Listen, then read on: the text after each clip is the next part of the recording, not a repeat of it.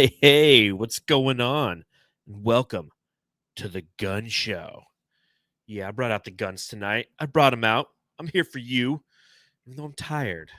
I don't know how much I really feel like doing this. You can see I'm in my hotel room in Palm Desert, California. Uh, busy day, busy day. Not really physically demanding, but mentally demanding, as they all go right now.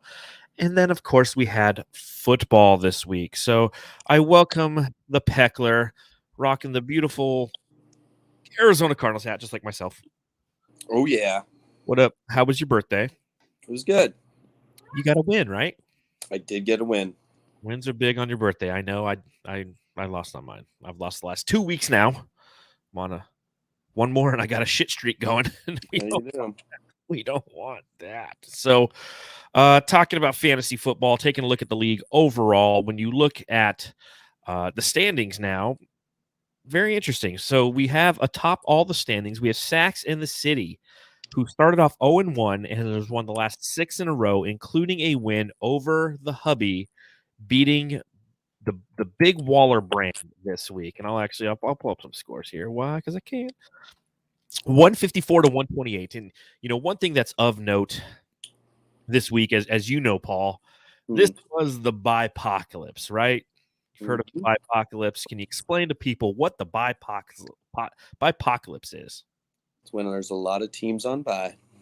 This is correct. And not only that, a lot of good teams where you have a lot of players. So you had to, especially like I said, with the five-person bench, a lot of people got dropped. Yep, it's going to be an interesting free agency run this evening. But yeah, the Bye-pocalypse. So you had like the Vikings, who have a lot of really good fantasy players. They were on bye.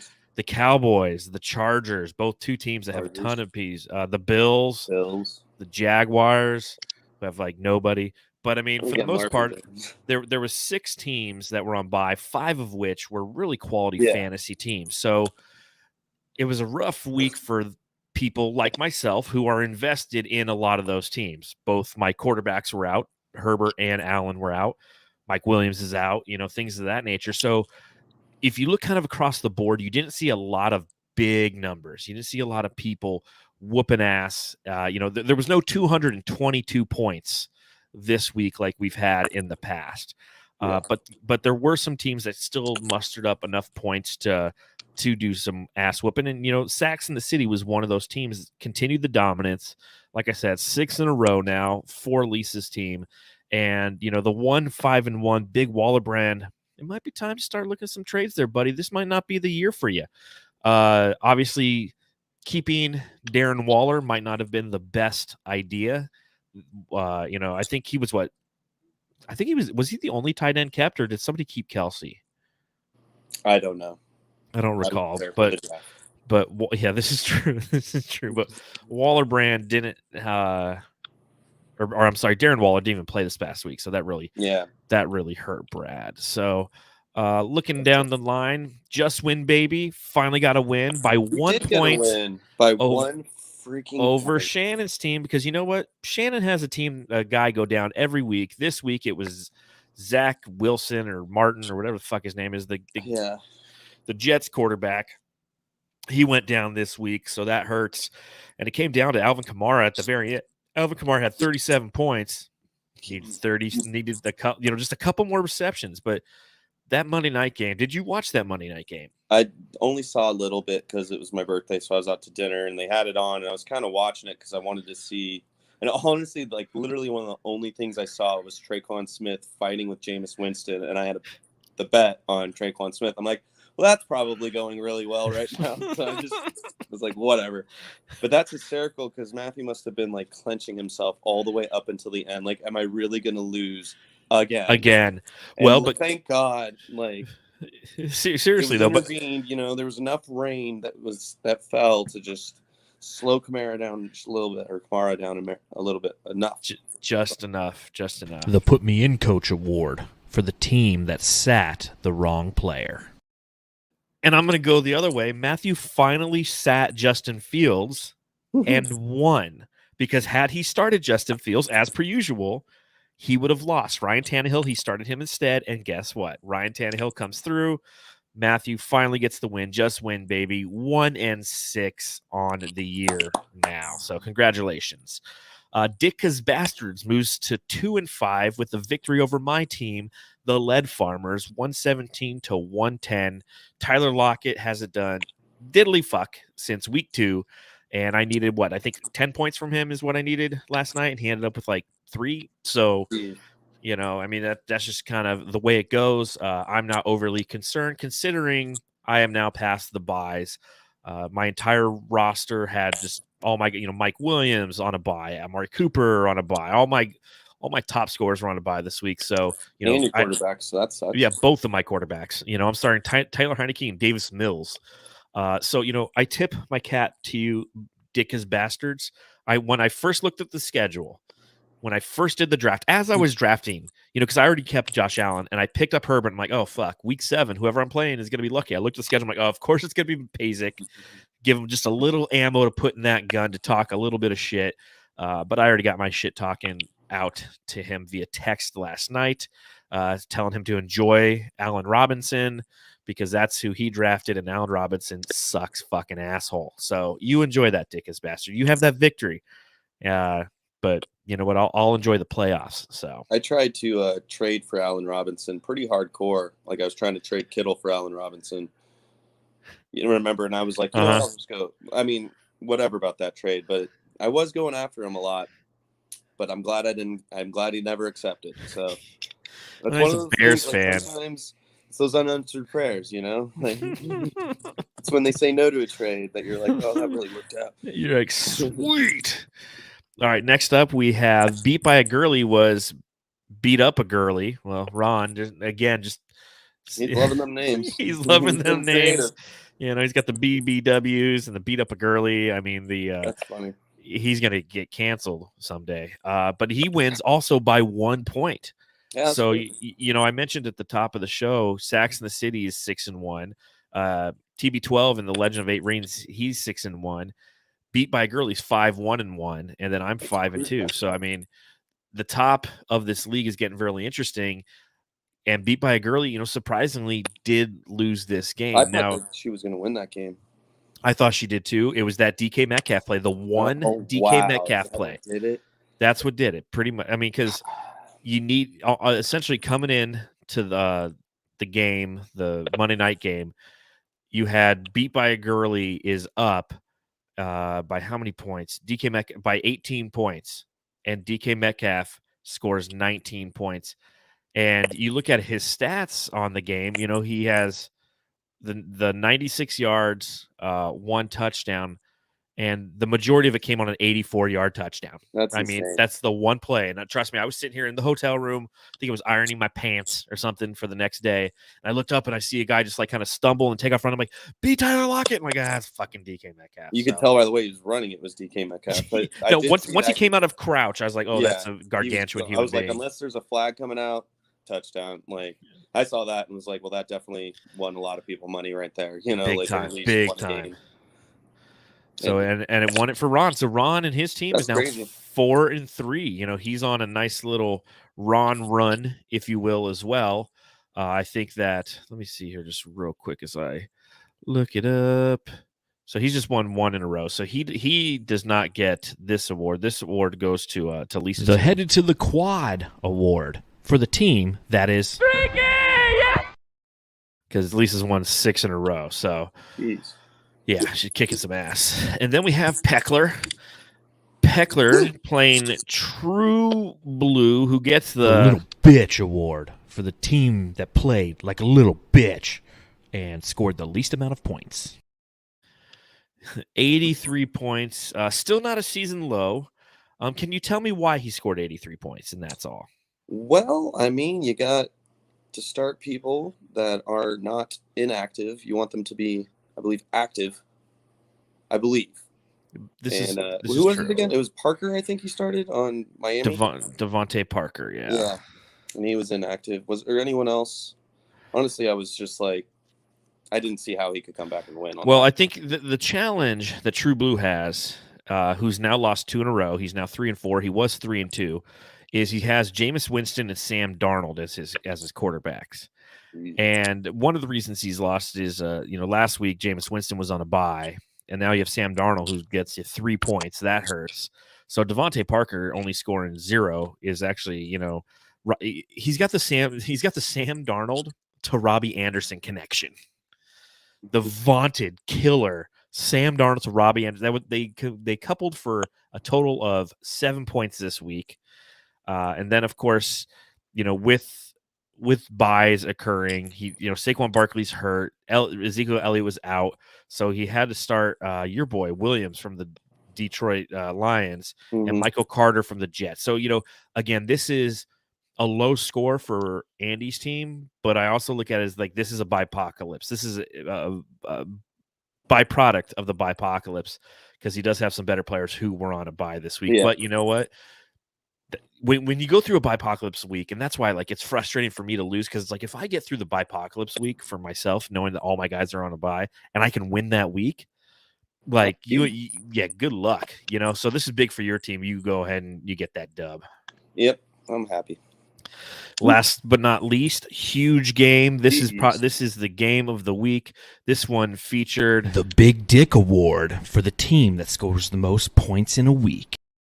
And that's Carter's team with 175, and he also gets the Mike Tyson Award for the team with the player who scored the most points this week.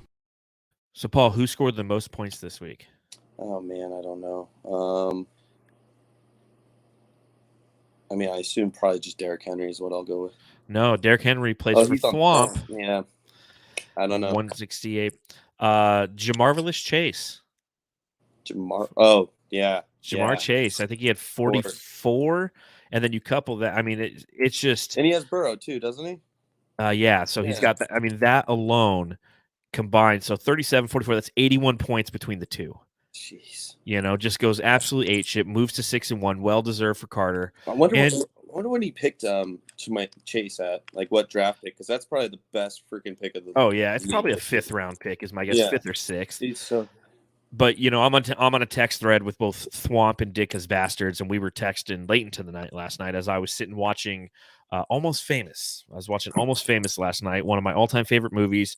I was watching on Amazon Prime. It was actually like an extended version that had a ton of extra scenes that I'd never seen before. Oh, that's bomb. It was fucking awesome. It was just like extended scenes, so it's like you could see why Cameron Crowe cut it out. But I was just like, what? I was ironing. I looked up. I was like, there's a scene where he's a little kid. And he's like at high school, he's in the shower, and they're like, "Hey man, what? Where are your pubes?" He's like, "Oh, I shaved them off." It's like because he's 2 years younger. I'm like, I see why they cut that from the movie. Yeah.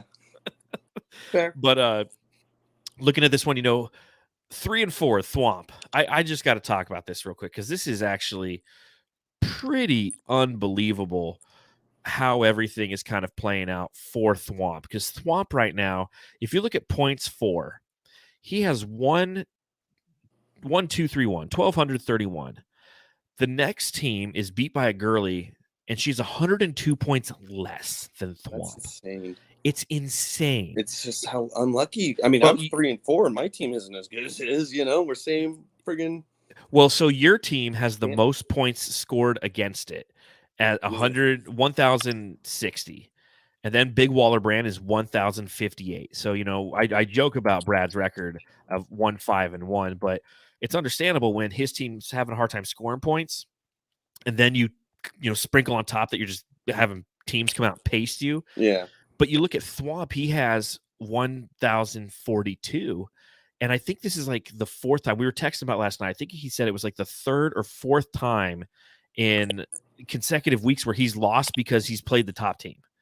So he's like, well, I wonder if I'm going to make the playoffs. I'm like, trust me, you'll make the playoffs. Yeah. If everything started today, he would be the number 6 seed. So it's like there's only one way to go, and that's up. But him and I were talking some trades, seeing if we can work anything out. And to anybody who's watching or does watch this a little bit later, reach out to me. I do have a quarterback to dish. I'm through my buys now, so if you need quarterbacks with you upcoming buys, talk to me. I can package it together. I'm not asking for, a ton, maybe a little upgrade, maybe a wide receiver, maybe a running back, maybe a tight end. I don't know, but I can package a 2-for-1 just to hook you up because I don't need him anymore. But that was kind of part of the conversation we're having is, he's like, John, I've been riding Derrick Henry and I've got, he's got Derrick Henry and Cooper Kupp. Like that right there. I know, that's insane. That's insane. That's like 70 points a week. So he's hurting a little bit on quarterbacks. His running back depth is behind Derrick Henry, though. He ain't got shit. He's got like Joe Mixon and like Samaje Perine, and that's it. So it'll be interesting to see how as this what's that? I was just gonna say, like, nobody's got running back depth, I feel, but like, no, what am I talking about? Like, that's just me.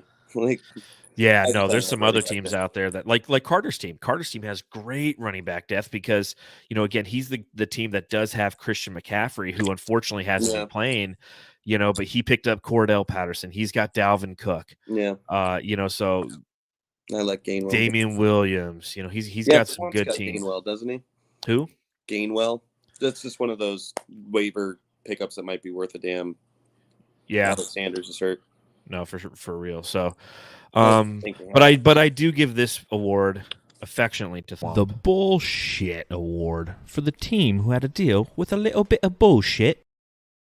Because it's every week for this poor guy, and again, there was two teams that lost by 1 point each, and you can't even give him the bullshit award because Thwomp has to deal with this shit every fucking week. He's like, all right, I'm kicking some ass. Oh, okay. Of course I'm going against the two of the like top four scores this week. It's like I'm scoring 168 on Bye-pocalypse and and I'm losing. So looking at next week, the game of the week, you got to go Sacks in the City versus Beat by a Girly. A total of 11 wins between these two. Total 2 losses and 1 tie. This is definitely going to be a shootout. I don't know necessarily, I haven't looked at the roster relative to buys and who has to start who, but at the same time, like, kudos to Sacks in the City, who's a team that has Russell Wilson and she's continuing to win even though Russell's out. Like, that's what's scary about the Sacks team. Mm-hmm. It's a quarterback. Yeah, it's a quarterback in this league, and if you are surviving without your keeper, I mean, she kept Russell Wilson. She kept Russell Wilson, Jonathan Taylor, her Wisconsin Knights, and she's continuing to win despite what the hell was that? Is there a car on fire outside Mom's house? Man. Someone's got a real nice vehicle that's speeding by. Someone's like, I'm going down Thomas Road. Check this out. Like this black ride. Like, so this will definitely be a good game. Other matchups that we have this upcoming week. Let me look real quick. Week 8. I'm playing Ron, so I'm be interested to see. Oh, you and Carter. That'll be a good game. Thwomp plays Chubb City, so Shannon, get your shit together, or you will get thwomped. Who else do we have? Just Win Babies playing Ditka's Bastards, and Big Waller Brand is playing True Blue. So, going into, God, this is week 8 already? Shit. We are officially now past the halfway point. Yeah. Because it's 14 regular season weeks. God, I think this year's flying by, or this season's flying by so fast just because every week I'm in a new place, so it's just like weeks are just coming off the calendar. That, and it's like this extremely weird Groundhog Day where the Cardinals win every fucking weekend. And I'm like, wait, what? Again? Well, it's great. Thursday. We got them Thursday. We got the Pack on Thursday. So that'll be weird. Devontae's out, but now Alan Lazard's out too. So when did that happen? I saw it earlier. Does he have the vid too? And he's got the vid. And I heard MVS might be out too. Wide receiver fucking core's out. Like, and then and they'll still win. It's a scary game no matter what. Pick up Randall Cobb. Yeah, it does kind of suck that because we kind of wanted to play them at their best. No, fuck that, dude. We had COVID and we had to go to Cleveland. And we whooped the living shit out of him. I don't care because in 5 weeks, Bill Simmons' podcast, he'll sit there and say, "Well, I guess another excuse for everyone. If you think back, the Cardinals did play them. They weren't the Packers weren't at full strength. I don't care, dude. A win is a win. It's the same thing with Bye-pocalypse. It's like I mentioned, like this past week, if you had a bunch of people on bye and you won, that's fantastic. A win is a win. Champions adjust. And I tried to adjust, and I couldn't adjust this week because I'm not going to drop Josh Allen because I needed to try to get a win this week. So, anything else we need to talk about before we get out of here? I don't know. I'm really tired too. I am fucking zapped. Well, I think what it is just for some reason, I'm like, you know what? I'm just not going to eat any carbs today. So I had like Chipotle for lunch and Chipotle for dinner, like burrito bowls. And then I what's that? You probably need to go take a shit. No, I don't. I need to take a shower because then I got off work and I went down to the little gym here and I got on my little elliptical for 30 minutes. I'm like, I just need to burn off like 10 pounds of baby fat, but it's tiring doing so. So I think I'm just gonna watch the end of this Nuggets game, and it looks like Nikola Jokic hurt himself, so that's fucking shitty. Sucks for the Nugs. Yeah. Glad I didn't pick him in my DFS today. But on that note, everybody, remember, fucking pay me. In fact, I'm gonna text the whole I league. paid you, right? No, I haven't. no. Are you sure? I've had 2 people pay. I've had True Blue and Thwomp have paid me so far. True Blue did. All Yeah. right. Well, I can pay you right after this one. All right. I well, thought that I did. My bad. Nope. Okay. A lot of people, and it's okay, but I just fucking pay me. On that note, ladies and gentlemen, I'll see you this time next week. Paul, have a great week, you 36-year-old bastard. You 36-year-old man. motherfucker.